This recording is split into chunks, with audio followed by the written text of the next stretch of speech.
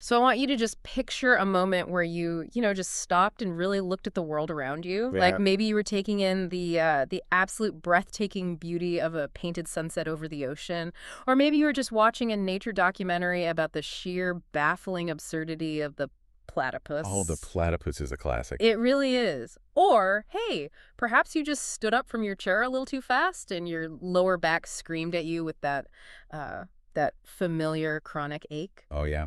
We've all been there. Exactly. And in any of those wildly different moments, have you ever caught yourself thinking, who on earth approved this design? Which, I mean, is a question that inherently assumes there was a design, Yeah. and a designer to begin with. Right.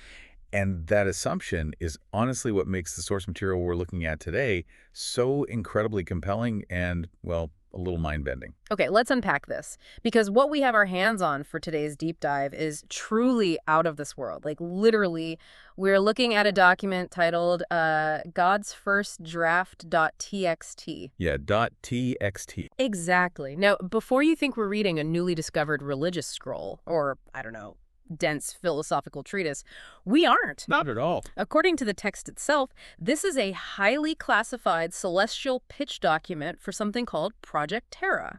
And the way we got it is just, it's wild. It allegedly made its way to the public in 2024. The story goes that a janitor working at the CERN particle physics laboratory took a wrong turn while looking for a restroom. As you do. Right. And he somehow stumbled through a localized quantum fluctuation and just ended up in a celestial filing room. Wow. Yeah. He grabbed a file, came back through the anomaly, and leaked it online. I just love that a multi-billion-dollar super collider basically created a cosmic backdoor to HR. It's incredible. But so what is actually in this file? Because you read it and it's not written like a holy text at all, is it? No, not even slightly. Specifically, this file comes from a subfolder titled Mistakes We Made But Can't Admit To. That is amazing. Right. The document is framed as the original project pitch penned by the creator. But what makes it so unique is that the margins are absolutely covered in passive-aggressive sticky notes, QA reports, and just frantic warnings from a celestial board of directors. Wait, so there's a board? Oh, yeah. You have angels acting as project managers, Michael, Gabriel, Raphael. And playing the role of the ultimate cynical critic, you have Lucifer. It reads literally like a leaked Slack channel from a dysfunctional tech startup. It really does. And our mission for this deep dive is to explore this cosmic design document, to understand the hilarious, terrifying, and deeply moving rationale behind why Earth and humanity is so beautifully, completely flawed. What's fascinating here is how the document strips away the idea of a flawless, magical, divine decree. Like, instead, it frames the creation of our physical environment as a heavily mismanaged corporate project full of bureaucratic compromises. Ah, I could see that. Yeah. To start, the creator pitches a 7-day timeline to build a self-sustaining biosphere from scratch. Wait, 7 days? Yeah. Which sounds insane for a planetary rollout. How does the Celestial Board react to that? Immediate panic. Yeah. Just full stop. Gabriel, who apparently runs celestial accounting, flags the timeline as wildly aggressive. I mean, yeah. So he starts auditing the project budget and finds some glaring inefficiencies. Like, he leaves a note demanding to know why they have 350,000 distinct species of beetles. 350,000, that does seem excessive. Does the creator have, like, a scientific reason for that many beetles? No, not at all. The creator's official response in the margin is simply that they like shiny things. They're joking. Nope. And they're keeping the beetles because, as the creator puts it, I literally make the money. Oh my gosh. So we are dealing with a rogue, tech visionary CEO, the kind of founder who completely ignores the desperate practical warnings of their project managers because they just have a vision. That is the perfect analogy. And you see that visionary recklessness most clearly in the environmental engineering. Take the Earth's atmosphere, for example. Yeah. The creator decides to flood the atmosphere with a 21% oxygen mix. Now, biologically, that's great for fueling complex, high-energy life forms. Sure, we need oxygen. Right. But Raphael, who is acting as the celestial safety officer, leaves a frantic QA report pointing out the chemical reality of that decision. Oxygen is a massive oxidizer. At 21%, the entire planet is highly flammable. Wait, so he's basically warning that by making the air breathable for mammals, they are turning the planet into a giant tinderbox. Precisely. Raphael warns that a single lightning strike could burn down half a continent. Yikes. And Gabriel actually chimes in with a smoke-damaged sticky note, putting it on the official record that because of this atmospheric mix, Australia is eventually going to burn for an entire year straight. Oh, wow. Does the creator even care about the safety hazard? The creator brushes it off entirely. They insist that fire is a feature, not a bug. Classic tech response. Yeah. The rationale is that a dynamic planet needs stakes, and natural selection requires a mechanism to periodically clear the board and force adaptation. It's so pragmatic, but also terrifying. And it's not just the Earth itself, right? The document mentions the moon, too. I always thought the moon was just a dead rock caught in our gravity, but this draft says there were specific aesthetic choices made there. Very specific. The creator intentionally calculated the orbital mechanics so that during an eclipse, the moon would turn a deep, blood-red color. Why design a moon to occasionally look like a horror movie? Like, what is the functional purpose of that? Michael asks that exact question. He warns that a blood-red moon is going to completely terrify the mortals. Obviously. And Lucifer replies in the thread with absolute amusement, noting that a bleeding sky will inevitably start at least 40 different death cults. He's not wrong. But the creator shuts down the debate, stating it's working as intended. The mortals need mystery and a healthy dose of cosmic terror to keep them humble. So the awe and the danger of the natural world aren't accidents. They are deliberate, somewhat chaotic design choices. Okay, so we have this highly flammable rock orbiting a terrifying theatrical moon. But how does this document explain the actual implementation of life? Because looking at the timeline of Earth, it's not exactly a smooth rollout. The document actually treats the biological history of Earth as a series of drastic business pivots and midnight coding errors. Midnight coding errors. Yeah, consider the dinosaurs. We usually think of their extinction as a grand, tragic cataclysm. But in this draft, the creator casually refers to it as the asteroid incident. An incident. They dominated the planet for 165 million years. Which was exactly the problem from a product management perspective. They were too successful. Oh, I see. Yeah, they saturated the market, leaving no ecological niches for the new mammal prototypes.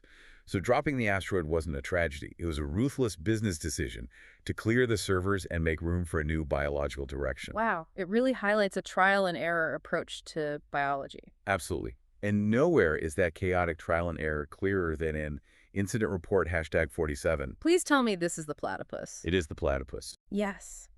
How does the document even begin to explain that animal? I mean, it has a duckbill, a beaver tail, venomous spurs, and it lays eggs. Right. So the incident report details a scenario that occurred at 3 a.m. Celestial Time. A group of junior angels snuck into the genetic design laboratory after allegedly consuming too much nebula wine. Oh, no. In their intoxicated state, they just started grabbing random genetic templates from different filing cabinets. They mashed together avian, reptilian, and mammalian traits, hit compile, and passed out. And what happens when the creator finds this absolute taxonomic nightmare the next morning? Do they just delete it? No, the creator apparently laughed for 15 minutes straight, approved the build, and deployed 10,000 units directly to Australia. Australia again. Yeah. The margin note says it was kept as a reminder that the universe must have a sense of humor. I love the idea of the platypus as a cosmic inside joke, but hold on, I need to push back and ask for some clarity here. The way you were describing this, angels mashing together traits like a biological Lego set, is this document claiming that life was entirely, literally, intelligently designed piece by piece? Or is evolution a real mechanism in this universe? Because this sounds a lot like straight-up creationism. That is a crucial distinction to make, and the text addresses the mechanics of it directly. The Celestial Design team explicitly pushed for evolution. Okay, interesting. They argue that trying to manually code and update every single species independently would be a resource management nightmare. They pitched evolution as an algorithm that is beautiful and elegant. So you set the initial environmental rules, you introduce mutation, and the system designs itself through survival. Right, so they basically built a procedural generation engine for life and hit play. That makes a lot more sense. Exactly. The creator agreed to let the evolutionary algorithm run the show for the vast majority of history. However, the creator couldn't resist manual interventions just to mess with people. Oh, like what? For example, they specifically went into the code of primate anatomy and left in vestigial organs, like the human appendix. Wait, the appendix does nothing. It just sits there until it occasionally explodes. Why leave it in? The creator literally writes, Leave it in, it will keep future anatomists guessing for centuries. That is incredibly petty. It really is. But it also brings us to the apex species. Because if the animals were a messy algorithm with prank updates, the physical design of humans is framed in this document as a masterclass in terrible optimization. We are talking about major hardware bugs. Oh, big time. The text refers to human biology as operating on legacy code. Legacy code. Like in software engineering, actually, let me try an analogy here. Is it like a contractor being hired to build a massive 100-story state-of-the-art skyscraper? Right. But the zoning laws say they aren't allowed to tear down the rickety wooden shack currently on the lot, so they just have to build the skyscraper balancing on top of the shack. That captures the mechanism perfectly. Evolution doesn't have a blueprint, and it doesn't plan ahead. It can only duct tape new mutations over old, existing architecture. Right. It patches over ancient vertebrate designs, which means the creator consistently chose aesthetic advancement over structural safety. Let's look at the bipedal spine. Oh, if you are listening to this right now and stretching your neck or rubbing your lower back, pay attention. The vertebrate spine was originally engineered as a suspension bridge.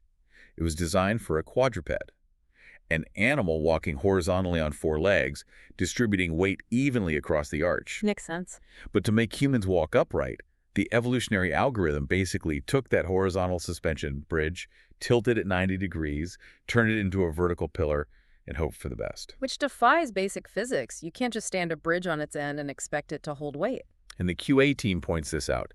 They submit a report warning that because the lower vertebrae were never meant to bear vertical compressive weight all day, 80% of humans are going to experience chronic back pain. It is a fundamental structural flaw, and the creator's response to this glaring engineering failure: ship it. They'll invent chiropractors. Ship it. Amazing. What about the throat? Because I know I've nearly choked to death on a glass of water just by breathing at the wrong time. Ah, the shared eating and breathing tube. The engineering angels actually proposed building two separate passages to completely eliminate the choking hazard. One pipe for air, one pipe for fuel. Which makes perfect sense. Why was that overruled? Aesthetics. The creator noted that having two separate tubes in the neck would make humans look too much like fish. Are you kidding? Nope. So they combined the air and food intakes into one narrow funnel. When Raphael points out that thousands of humans will die from choking because the safety valve occasionally glitches, the creator dismisses it, saying they'll invent the Heimlich maneuver. So form over function every time. It's like buying a multi-million-dollar luxury car, but the manufacturer decides the gas tank and the exhaust should use the exact same pipe to save space. What else is on the hardware bug list? Well, the visual processing system. The retina in the human eye is actually installed backwards. Backwards? How does that even work? The light-sensitive photoreceptors are at the very back of the eye, facing away from the light.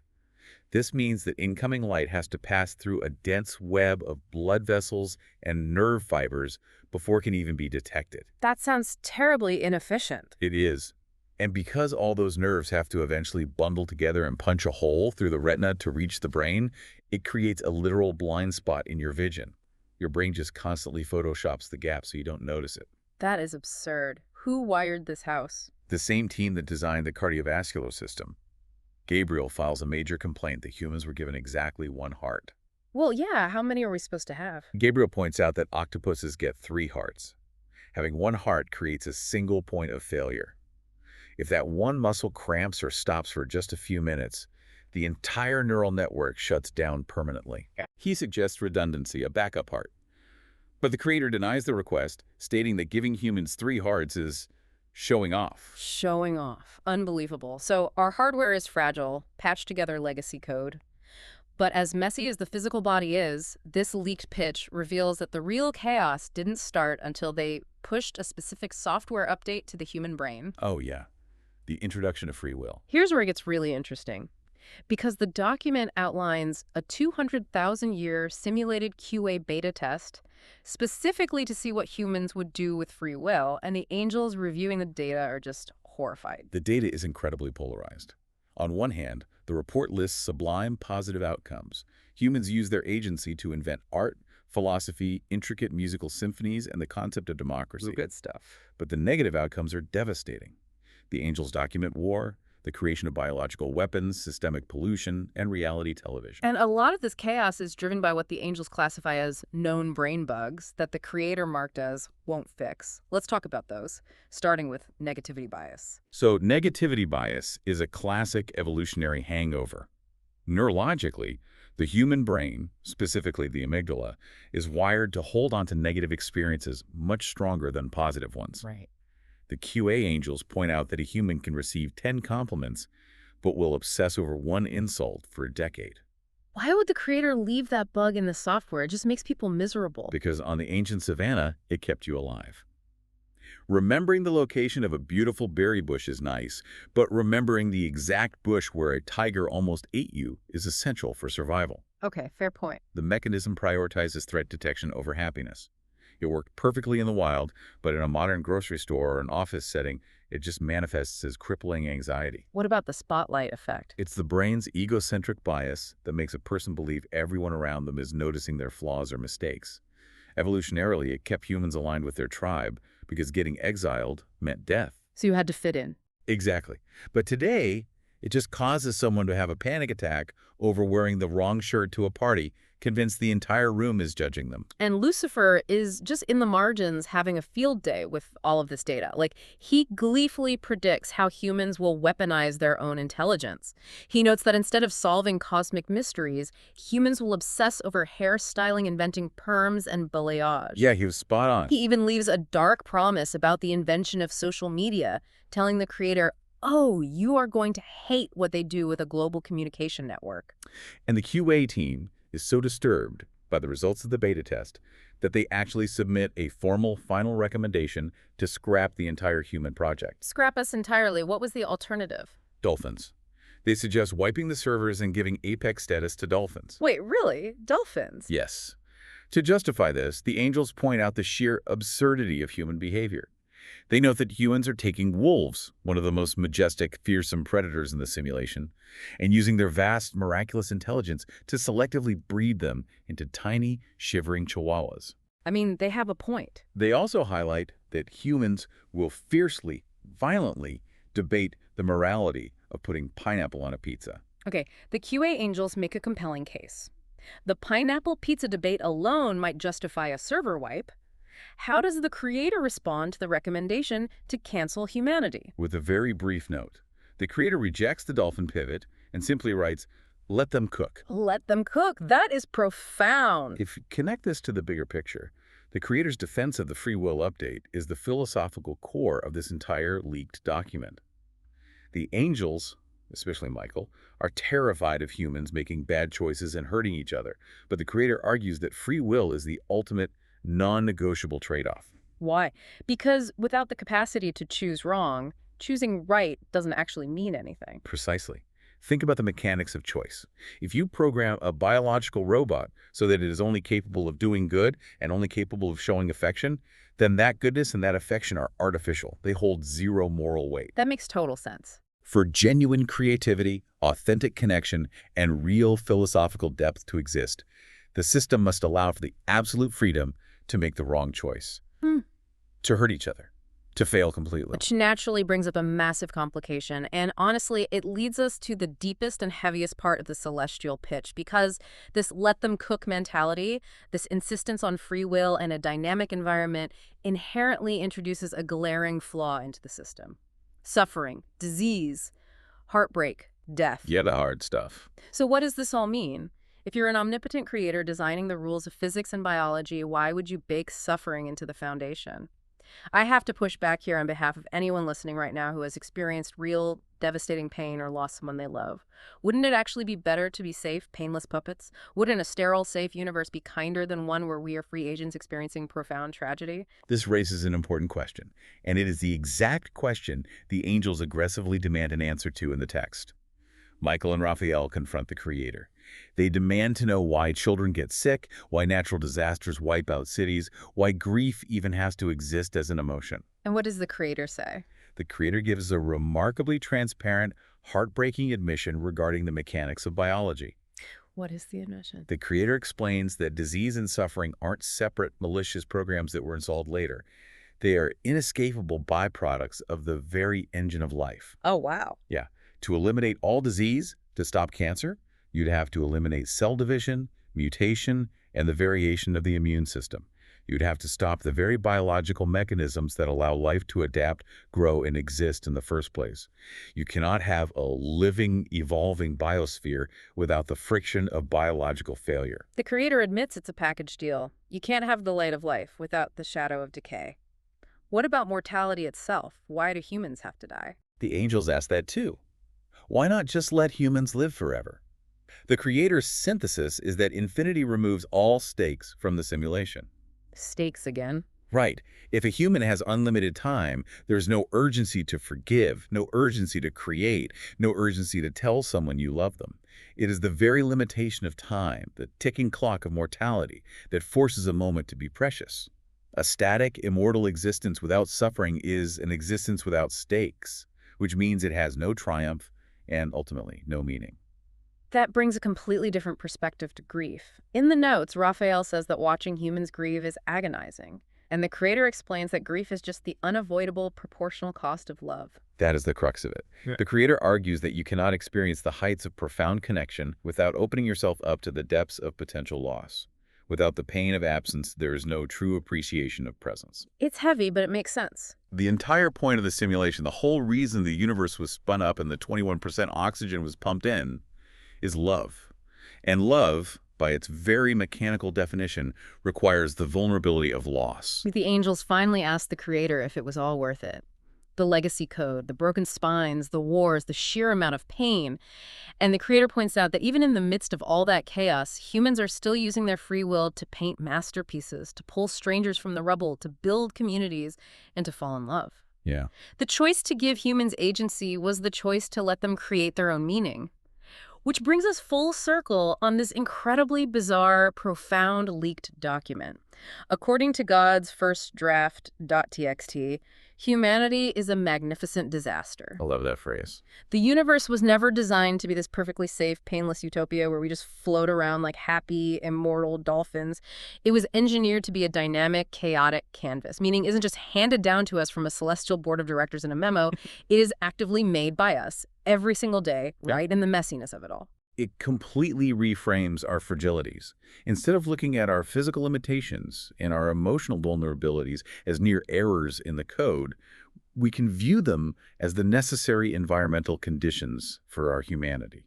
And that leaves us with a final thought to mull over today, inspired by a concept mentioned in the very last margin notes of the text, the Japanese philosophy of wabi-sabi.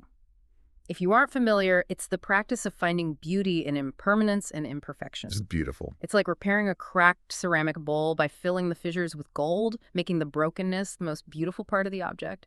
So I want you to consider your own life right now, your own personal design flaws. That chronic lower backache we talked about at the beginning, which is just the echo of a 300-million-year-old architectural compromise. Think about your anxieties, your emotional baggage, the mistakes you've made because of your free will. What if those aren't bugs that need to be fixed? What if they are the exact legacy code that allows the light to get in? I invite you to look in the mirror today. Look past the backward wired retinas, the weird vertical spine, and all the messy, complicated choices you've made. Take a moment to truly appreciate your own perfectly imperfect, cosmically significant existence. You are a magnificent disaster, and maybe, just maybe, that was exactly the plan all along.